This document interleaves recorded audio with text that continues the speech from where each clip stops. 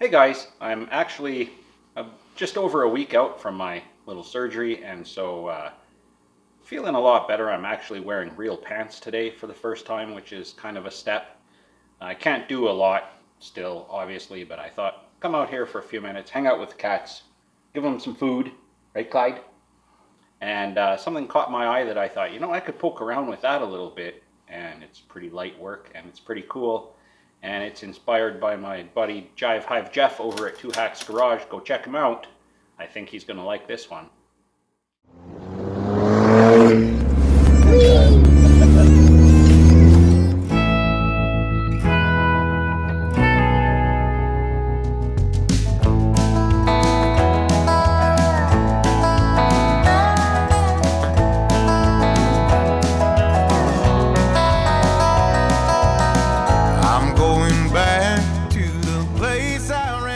Mother-in-law needs winter tires on her car. Just the timing that it worked out with getting them in at Costco and everything. There's a ton of snow outside and she's basically trapped. We're driving her around, or specifically my wife is, until we get these on here. So we've got a nice set of Blizzaks. I'm taking off the summer tires, and just came out to show that, it doesn't have to be a lot of work. Actually, Mrs. Cat came out and helped me with the other side there earlier, just doing little bits at a time. And she said, I can't believe people pay other people to do this. Well, if you have the space, if you don't have the space, I mean, what are you going to do? But if you have the space, it's pretty easy, even if you're not that strong or whatever. I mean, I have a rack over here. If you've seen in my other videos, I'm not going to hump these up on the rack anytime soon. They can just sit on the floor for now. She picked up the wheels from the tire shop, and they just roll out of the back of the car, so you don't have to lift them. So I've got all three on. This one still needs to be torqued, but just to show, on this left rear, I've got 3 of the lug nuts already off, so it's just sitting on the ground on 2 lug nuts. Got the jack here. I've worked on Patriots enough that I know where to put the jack. I'm not going to put a jack stand under it because I'm not going under it. So, I mean, hey, you got a jack, you don't have to do big pumps to lift it. It would be faster, yeah, but it'd be harder on me too. So we just take our time. No worries. This is easy. Just little pumps, not much force. It'll come up. It's hydraulics, baby. And once we get there, this is closed. Yeah, okay, good. Yeah, there we are. So we're off the ground. You don't need to be miles off the ground. And if you have power tools, well, hey, it doesn't get much easier. This does all the work.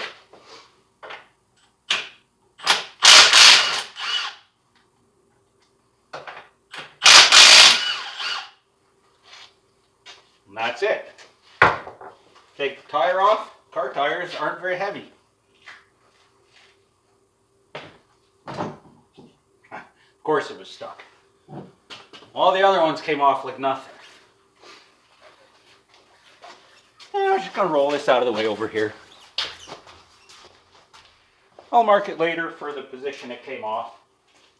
When we rolled the tires out of the car, I pre-staged them. These ones have an awful lot of weight on them. I don't think they installed the tires properly on here. With the dot for where the valve stem should go, I don't think they bothered with that. So, rather than getting down on the ground and fighting a whole bunch with this, I'm going to look at where the, where the studs are, and I'm going to just sort of pre-line this up. Okay, good. Wheel it over. Now, these new tires are so tall, so much taller, because they've got rubber on them. There we go.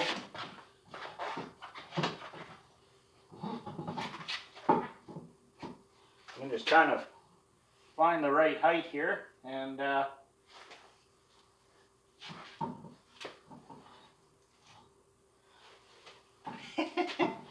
once you got the right spot, just get your toe under it and just lift it into place. You don't have to use your back or anything. There, it's on. Get the nuts. If you're brave, start them with your impact. If you're smart, especially on these rims, because you can see they're kind of rocky, they do have the plastic centering rings inside them, so they're a little bit funky, but just start them by hand. We're not looking to win any pit stop competitions here. We're just trying to get a safe vehicle for my mom-in-law without hurting myself in the process. Get the little gun, put it on gentlest setting, number 1.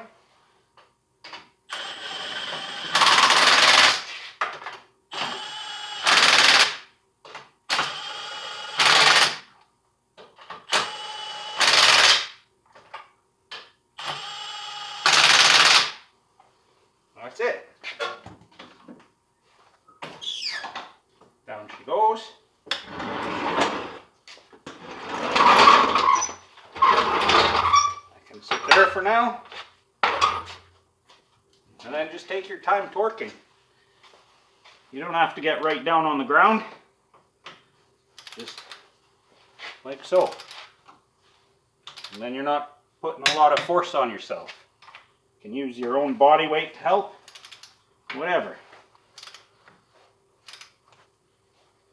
Just make sure it's on there good. You don't want it to slip off and then you fall. So, even though I can't go to work and pull a shift of heavy duty equipmenting, I can come out here 15 minutes at a time and do a little bit of stuff to keep life going around here. And you know, when I'm done, I can go inside and have a mug of tea and watch some TV. Just relax. So that is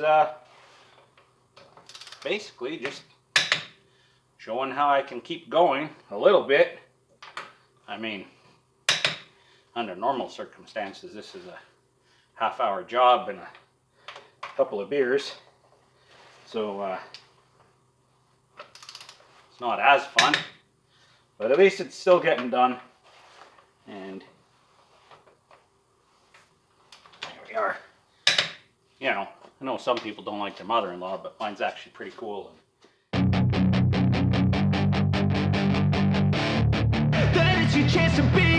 Hey kid, don't ever let them get inside your head. They'll tell you what to do in life instead of everything you know that you could get. Don't let them guide your life towards regret. I'll fight for what I love with every breath. So today we have something quite different. It's a little case Symphonic record player. It's a model P503 and the serial number is 2796. And it's a Symphonic product by Electronic Enterprises of Montreal. Not sure you know, what year it might date back to, but I did go so far as to take the case screws out of here once, and I think, if I'm not mistaken, oh, we do have a needle, so that's something. And if we plug it in here, nothing happens. No smoke has come out, but you know, nothing happening here. It's humming now, carefully, so as not to electrocute ourselves.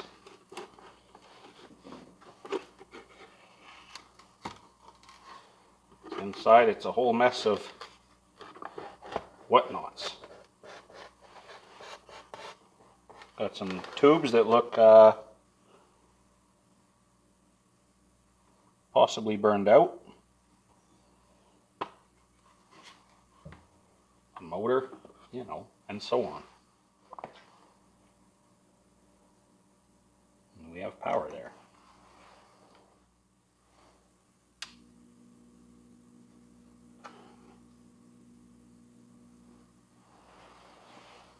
So, does that switch work? Ooh.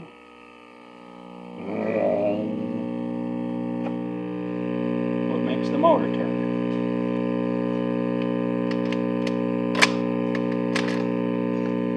I believe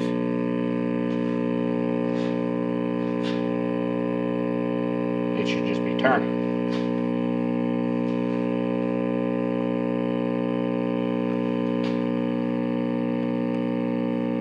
Yeah. We have voltage to the motor, but nothing's happening.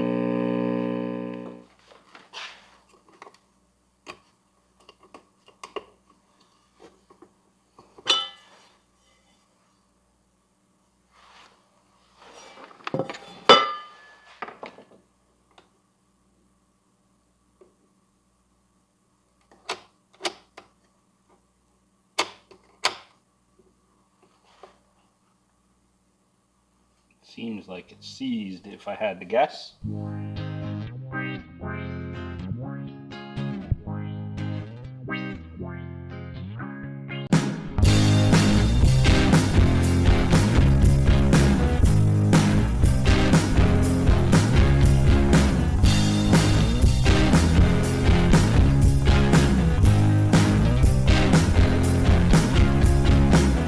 Oh God, please tell me I'm not the only one who's in this situation. Just when I think of you, my fingers started shaking. I've known you for 2 days, I'm sorry, I forgot your name. Both bearings seem fine. So, let's try putting it back in.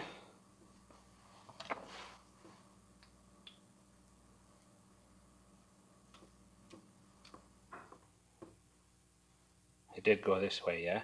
I don't remember.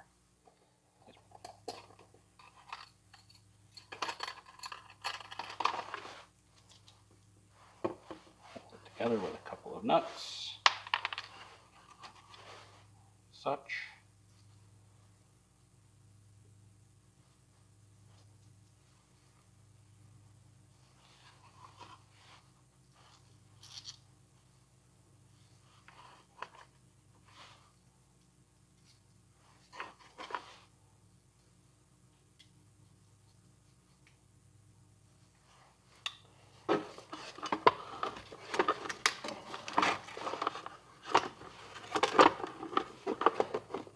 Alright, let's plug it back in, see what happens. Oh, it's turning. It's turning now. Oh my gosh. Could that be all that was wrong with it?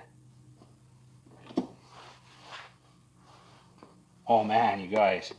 If that's all that was wrong with it, I'm going to be so excited. Oh, this is awesome. Oh, fingers crossed. I'm getting ahead of myself.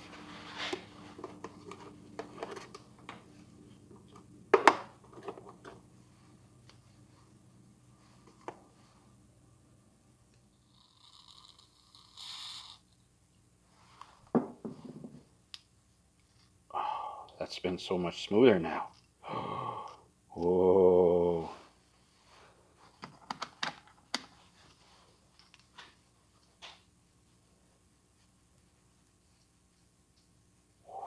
We might be on the cusp here. I have to go back and review the video and make sure I'm putting this together the right way. Okay, I got so excited to reassemble this, I forgot to unplug it. It's probably not smart. It's just set in place here, and I want to see if it will still turn, and if it'll move this wheel. It's turning. It's not turning well. Works pretty good on 33. There we go.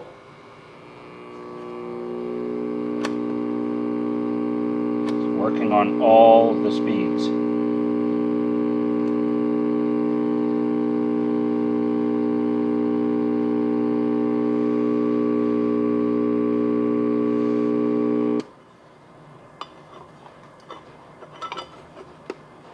Let's try.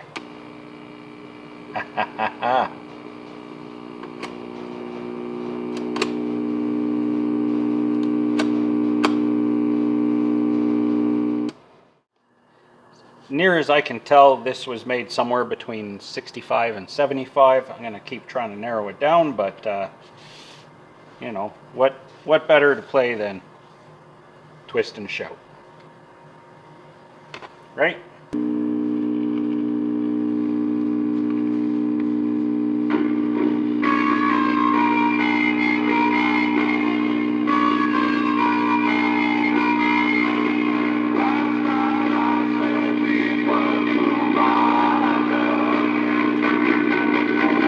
Might need some tunes.